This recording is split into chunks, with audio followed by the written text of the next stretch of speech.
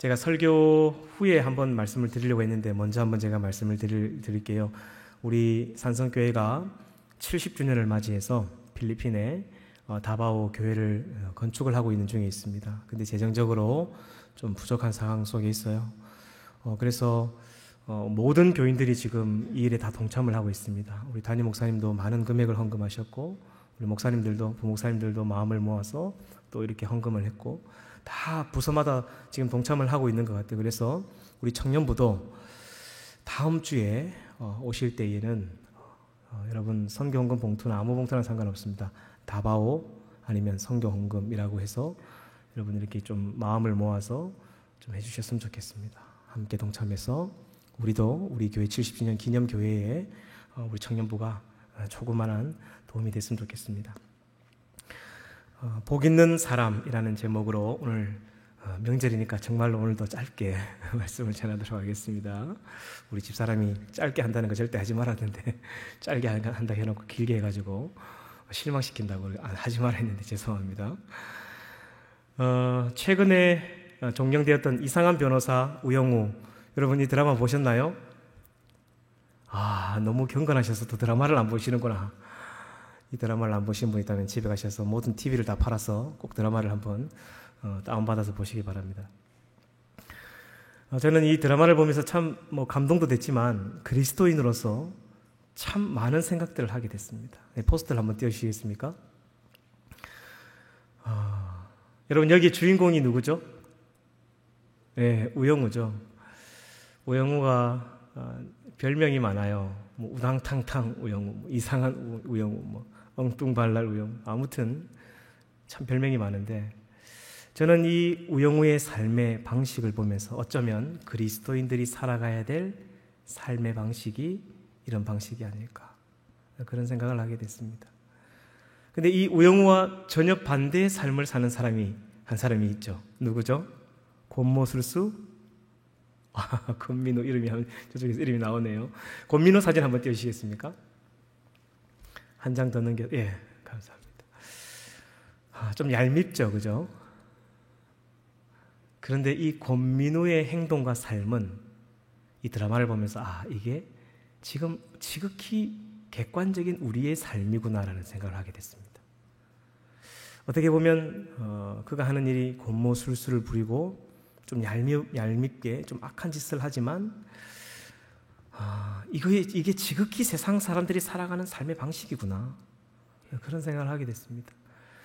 여러분 권모술수 권민호도 분명히 처음에는 변호사가 되어서 이 마음속에 한편에 이 정의로움이 있었을 거예요. 하지만 이 불법도 합법으로 바꿔버리는 이 최고의 로펌에서 지내다 보니까 자기도 어쩔 수 없이 그 안에서 그런 사람으로 이제 변해가는 거예요. 그리고 최고의 자리에 앉기 위해서 그가 많은 이 권모술수를 부리게 됩니다. 그런데 우영우 사진 한번 띄워주시겠습니까? 우영우 사진 너무 이쁜 사진이죠.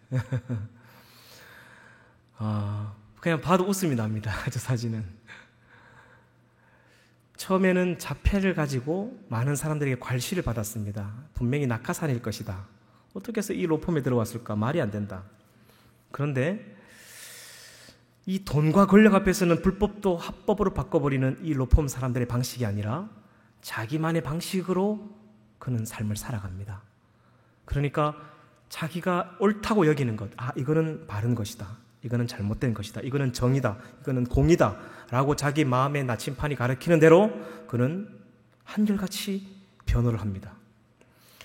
시간이 갈수록 처음에는 너무 어처구니 없다가 손가락질했던 사람들이 이 우영우의 방식을 좋아하기 시작합니다. 저도 좋아하게 되더라고요.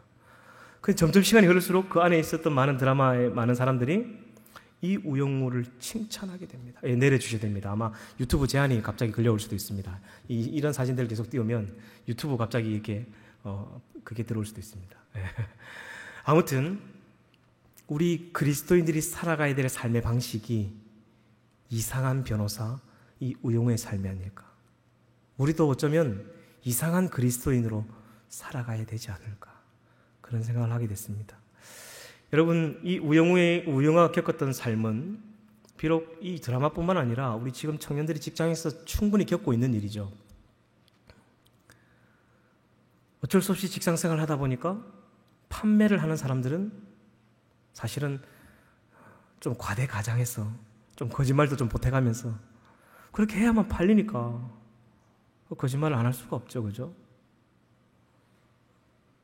또 어떤 사람들은 그냥 직장에 말단으로 들어갔는데 예전부터 우리 회사는 이걸 이렇게 해왔다. 분명히 불법은 불법인데 불법적으로 하지 않으면 돈이 되지 않기 때문에 어쩔 수 없다. 이런 주장을 가지고 그런 직장에 서서 일하면서 이 많은 갈등이 있는 그리스도인들이 분명히 있을 줄 압니다. 그런 그리스도인들에게 오늘 함께 읽은 이 시편 1편 말씀은 아주 경종을 울리고 있습니다. 그리고 어떻게 살아가야 될 것인가, 세상 가운데 그리스도인은 어떤 마음으로 어떤 생각을 가지고 살아가야 되는지 그 길을 아주 날카롭게 제시하고 있습니다. 한번 볼까요? 우리 시편 1편 우리 1절을 한번 1절이 제일 중요합니다. 첫 번째는 이 세상 가운데 이런 복 있는 그리스도인을 살아가기 위해선 죄로부터 멀어져야 되는데 세 가지를 이야기합니다. 같이 한번 읽어볼까요? 시작. 복 있는 사람은 악인들의 꾀를 따르지 아니하며 죄인들의 길에 서지 아니하며 오만한 자들의 자리에 앉지. 여러분 이 세 가지 동그라미를 좀 쳐넣으십시오. 동그라미. 저는 이것이 죄에 물들어가는 방식이라고 생각합니다. 이 악한 사탄들이 그리스도인들을 세상 속으로 타락시켜가는 방식이라고 생각합니다. 처음에는 그냥 따라가게 합니다. 그렇게 몇 번 따라가다 보면 그 자리에 나도 어느 순간 서 있는 나를 발견하게 되죠. 그리고 어느 순간 그 죄의 타락의 밑바닥에 주저앉게 됩니다. 여러분 제가 직장 생활할 때 참 이런 경험을 많이 했어요. 직장이 조금 작다 보니까 이제 마치고 나면 단합이라는 목적으로 회식을 자주 갑니다. 그러면 회식하러 간다, 단합하러 간다는데 안 갈 수가 있나요? 그죠? 가면 이제 고기 구우면 소주를 한 잔씩 안 할 수가 없어요. 이 분위기 같이 맞춰야 되지 않습니까? 그죠? 근데 그런 자리를 한 번, 두 번 따르다 보면 어떻게 되냐면 어느 순간 내가 그 자리에 서 있습니다. 그런데 거기로 끝나지 않습니다. 그 자리에 계속 묵묵하게 죄를 지면서 서 있다 보면 어느 순간 내 삶과 내 영혼이 인생의 가장 밑바닥의 죄악의 자리에 주저앉아 있는 나를 발견하게 됩니다. 더 이상 일어날 수 있는 힘도 없는, 예배 드릴 수 있는 힘도 없는, 기도할 수 있는 힘도 잊어버린 죄의 자녀가 되어 살아가는 거죠. 제가 참 이런저런 직업들을 많이 경험했던 것 같아요. 조금 더 많은 돈을 벌기 위해서. 여러분 다단계 아십니까? 지금은 네트워크 마케팅이라고 하죠. 여러분 이 판매 방식이 잘못된 게 아닌데 이게 한국 사람들이 좀 잘못 악용하는 게 잘못인데요. 저는 이 다단계에 한 2년 정도 일을 했습니다. 누구보다 저는 다단계를 잘한다고 생각합니다. 처음에는 그냥 좋은 상품이 있고 좋은 물건이 있어서 그냥 뭐 돈도 좀 번다. 이게 이제 투잡해라 투잡.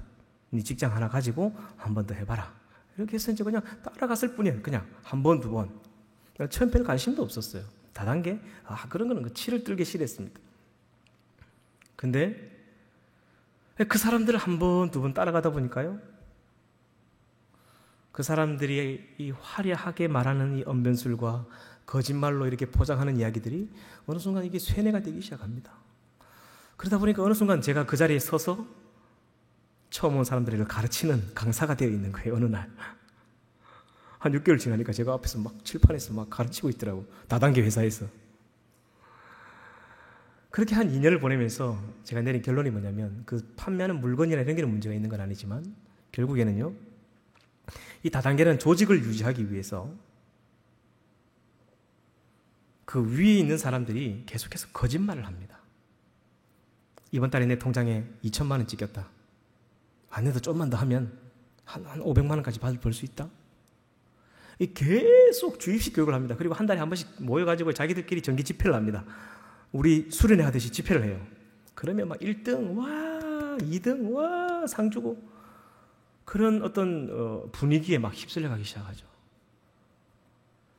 그러니까 그 2년 동안 그 다단계를 하다가 결국 나오면서 내린 결론이 뭐냐면 아직까지는 한국 사회는 다단계는 안 되겠다.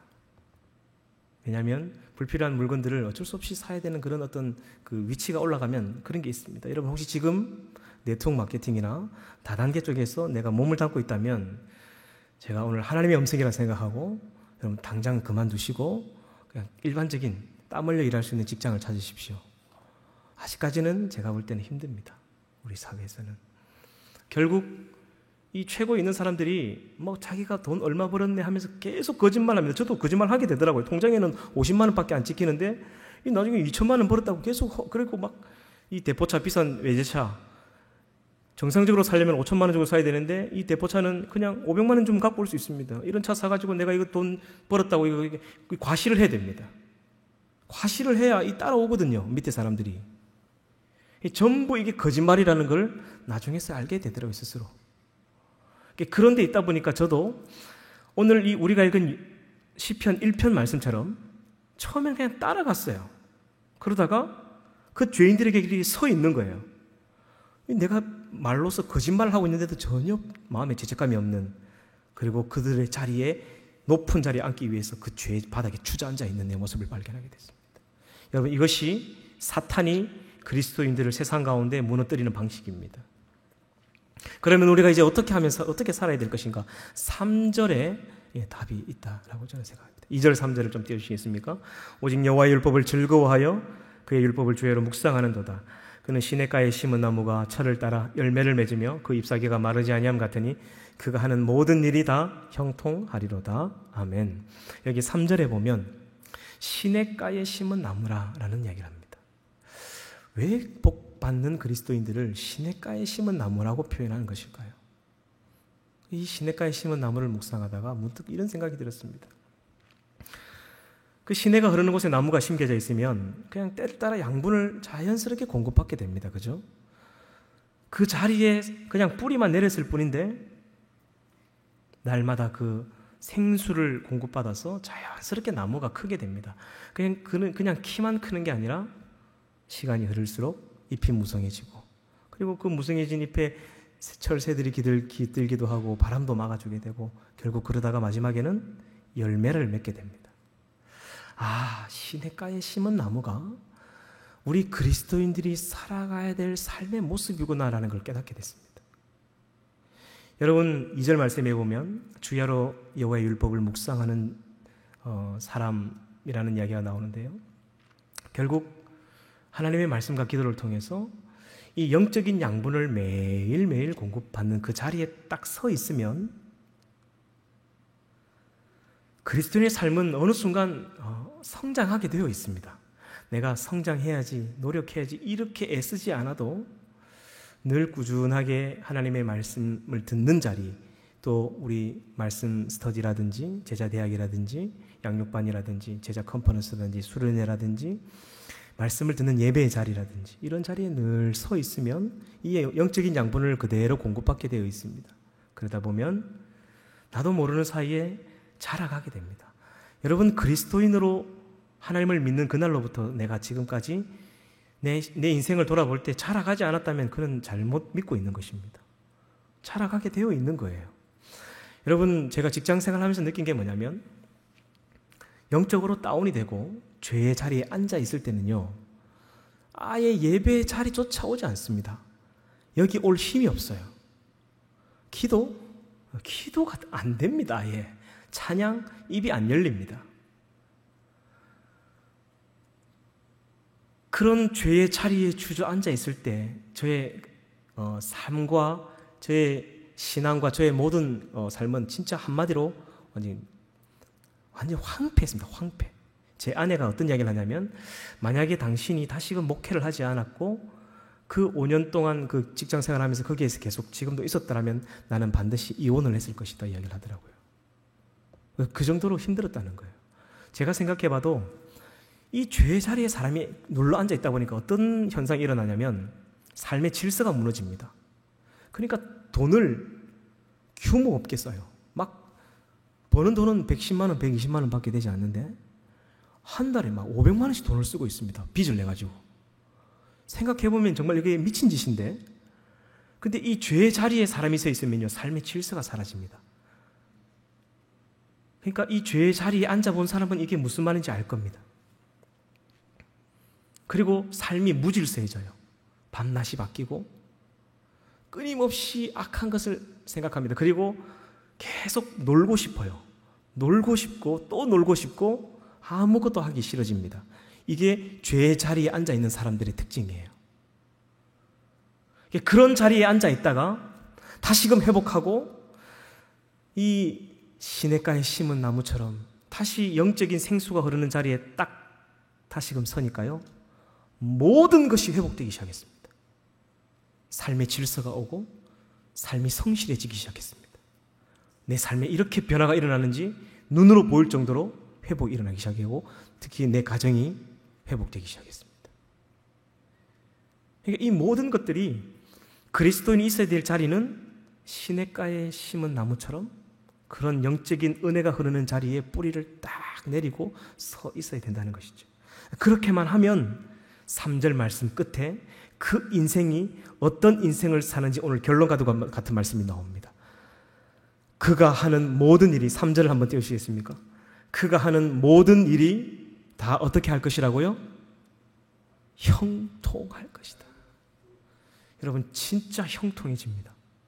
하는 모든 일들이 질서가 있어지고 온전해집니다. 마음의 근심이 사라집니다. 불안함이 사라져요. 이 죄의 자리에 있을 때는 마치 바람에 나는 겨처럼 마음이 매일같이 불안했습니다. 매일 저녁마다 술을 먹고 매일 저녁마다 낚시하러 가고 집안은 돌보지 않고 삶이 무질서해지는데요, 그렇게 무질서하게 떠돌아다니고 술을 취하고 돌아오면 허무한 거예요. 그러니까 이 바람에 나는 겨처럼 막 마음이 그냥 집중을 하지 못합니다. 이 직장에 갔다가 한두 달 하고 때려치고 나오고, 저 직장에 갔다가 에이 못해 먹겠다고 때려치고 나오고, 딴 데 가면 되지, 내가 여기 없으면 일 못하나? 삶이 무질서해집니다. 그런 자리로 가게 되더라고요. 그리고 이 죄의 자리에 앉는 순간 이 음란과 이 술 취함과 방탕함이 항상 같이 옵니다. 여러분, 처음에 나이트 클럽을 갈 때, 여러분들 그 클럽을 갈 때 어떻게 가죠? 그냥 친구 따라 호기심에 그냥 그런 데 가면 안 되는데, 나는 예수 믿는 사람인데 자책감이 옵니다. 근데 한 번, 두 번 거기 따라가다 보면 어느 날 내가 그 한복판에 서 있는 나를 발견하게 됩니다. 웃는 사람은 경험이 좀 있네요. 거기로 끝나지 않죠. 끊임없이 성적인 타락을 그 타락의 자리에 주저앉아 버리게 되는 거예요. 그 인생이 끝나버리는 거예요. 일어서지 못하면 다시 이 시냇가에 심은 나무가 뿌리 내린 이런 장소로 돌아오지 못하면 회복되지 못합니다. 4절, 5절, 6절 그 자리에 결국 앉아있는 사람은 어떻게 되는지 성경은 이렇게 말합니다. 악인들은 그렇지 아니하며 오직 바람에 나는 겨와 같도다. 그러므로 악인들은 심판을 견디지 못하며 죄인들이 의인들의 모임에 들지 못하리로다. 무릇 의인들의 길은 여호와께서 인정하시나 악인들의 길은 어떻게 된다고요? 망하리라. 악인들의 길은 결과가 있습니다. 저는 아마 그때 주님께로 다시금 돌아오지 못했더라면 저는 벌써 이 술고래가 돼서 죽었을지도 몰라요. 아마 저는 정상적인 삶을 살지 못했을 것 같습니다. 다시금 하나님의 은혜의 이 자리로, 생수가 흐르는 이 시냇가로 다시 왔을 때 내 모든 삶이 회복되기 시작했습니다. 그래서 내가 다니던 직장, 내 삶, 모든 것이 회복되었죠. 여러분, 시냇가에 심은 나무처럼 우리는 복받는 그리스도인들이 되어야 됩니다. 그래서 주님이 주시는 이 영적인 힘을 가지고 하나님이 여러분들의 직장에 여러분들에게 그냥 보낸 게 아니라 여러분을 선교사로 보낸 거예요. 너의 삶을 통해 하나님께 영광이 되고 사람들에게 칭찬받는 삶을 살아라. 그리고 그 공급받은 힘을 가지고 여러분의 가정으로 가셨어, 학교로 가셨어. 거기서 나도 작은 선교사로 살아가야 되는 거예요. 뭐 필리핀, 말레이시아, 뭐 미국을 가야만 선교사인가요?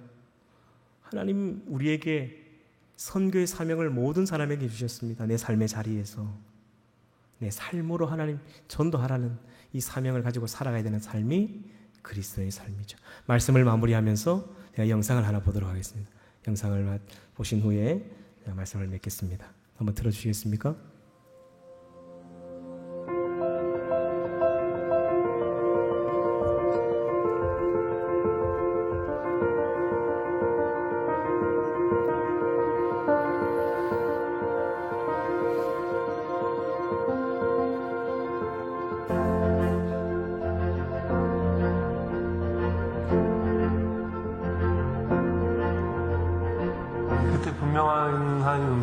저에게 들린 게 너가 내가 원하는 곳에 갈 수 있겠느냐는 음성이었어요. 그렇게 대답을 했지요. 기도같이.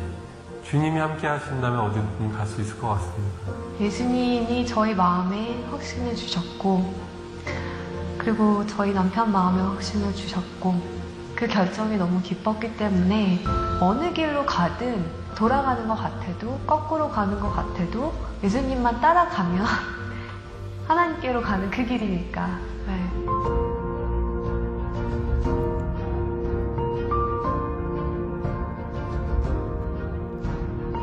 예수님이 떠나시고 나서 본인이 하셨던 일을 할 수 있는 제자들을 키우는 데 집중하셨던 것처럼 현지인 의사들과 직접 피부를 맞대고 그 사람들을 양육하고 제가 한 가지 진료를 할 수 있지만 그 진료를 할 수 있게 1명, 2명, 3명을 키울 수 있다면 그것이 더 맞는 길이 아닌가라고 저는 생각을 하고 있고 그렇게 지금도 확신하고 있어요.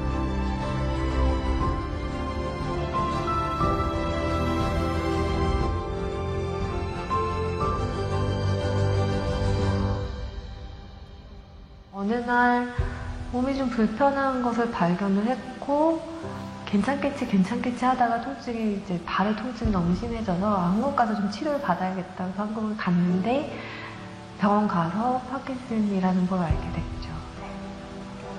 앞으로 나는 어떻게 될까? 그리고 저희가 아이도 셋이나 있고 하다 보니까 이 가장으로 어떻게 되나? 실질적인 고민들이 사실은 많이 됐죠. 근데 너무 그 생각하는 것 자체가 괴로운 거예요.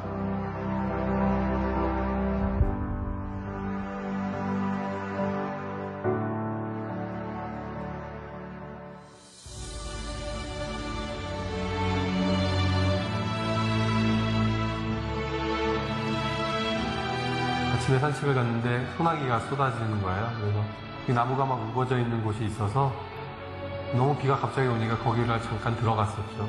잘 됐다 하고 서 있는데 하나님이 주시는 말씀이 비가 쏟아진다고 집으로 가지 않아도 돼. 라는 마음을 주시는 거예요. 그래서 갑작스런 그런 일을 당한다고 해서 돌아갈 필요 없고 그때 피할 수 있는 길을 내시는겠구나. 눈을 감고 기도를 하는데 하나님이 갑자기 환상을 보여주시는 거예요. 제가 천진난만한 표정으로 애기같이 정말 애기처럼 예수님 품에 이렇게 안겨가지고 예수님이 어디론가 걸어가시는 환상을 보여주셨어요. 예수님 발에서는 피가 흐르고 있었고 저는 너무 행복하게 안겨서 가는 거죠. 그때 다시 알게 됐어요. 아, 성교가 내가 하는 게 아니었구나, 진짜로. 나는 그냥 예수님 품에 안겨있는 축복을 누리는 거고 그 힘든 길을 가는 거는 예수님이 가시는 거구나. 어떨 때는 좀 심하다 싶을 정도로 또 몸이 잘 안 움직여질 때가 있어요. 그러면 저도 두려움이 확 몰려올 때도 있죠. 아, 이렇게 점점 더 몸이 굳어가는 거구나. 없는 것들, 세상에 천한 것들을 하나님이 더 깊어 사용하시죠. 왜냐하면 하나님의 능력을 드러내시기가 더 편하니까. 저도 이제 하나님의 영광을 더 드러내기 편한 사람이 내가 아닌가 싶어요.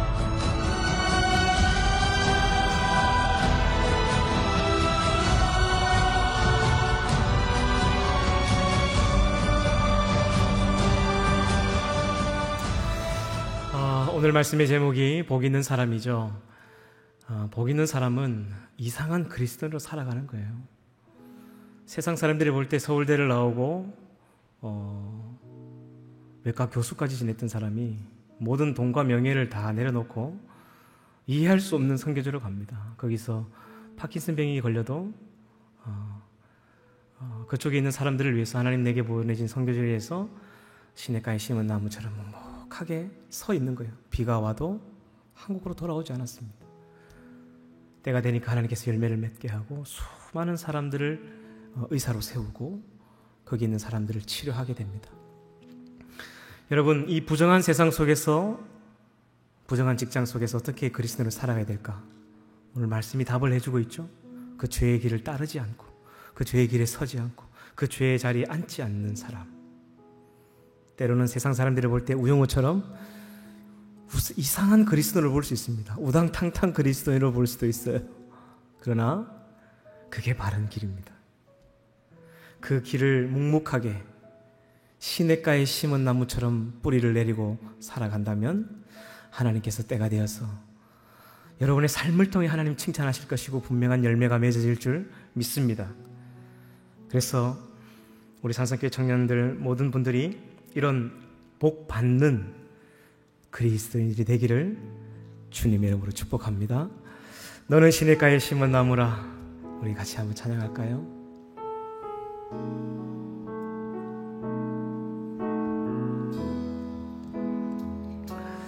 너는 시냇가에 심은 나무라. 하나님의 사랑 안에 믿음 뿌리 내리고 주의 뜻대로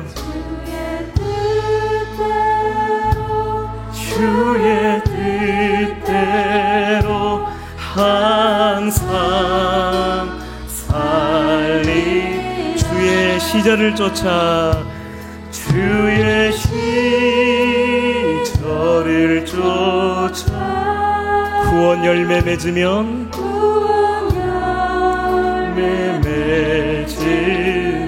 주의 영화로운 빛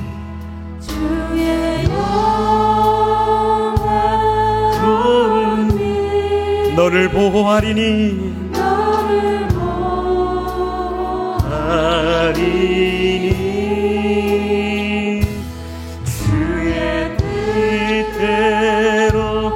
주의 뜻대로 항상 살리라.